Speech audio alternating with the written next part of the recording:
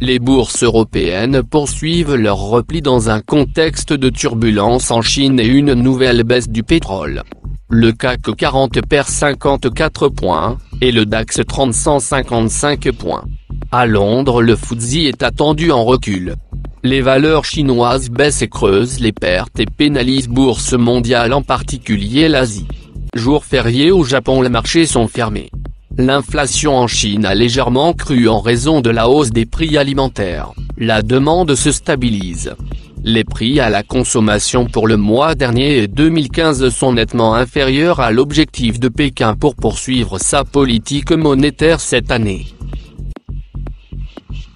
Les prix en Chine ont cru de 1,6% sur un an en décembre, après 1,5% en novembre, conforme aux prévisions des économistes. En Espagne, les députés indépendantistes catalans ont élu Carles Puigdemont en tant que président régional. Celui-ci s'est engagé à déclarer l'indépendance de Barcelone dans 18 mois. Wall Street termine en recul dû à une baisse des prix du pétrole. Les investisseurs sont rassurés par les créations d'emplois élevées aux États-Unis en décembre. Le Dow Jones termine à moins 1,02%, et le S&P 500 à 1,08%. Le Nasdaq cédait 0,98%.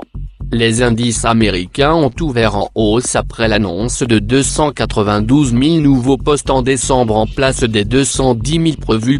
La croissance des salaires reste basse et insuffisante à relancer l'inflation, dans le but de renforcer le dollar et compenser la baisse des matières premières.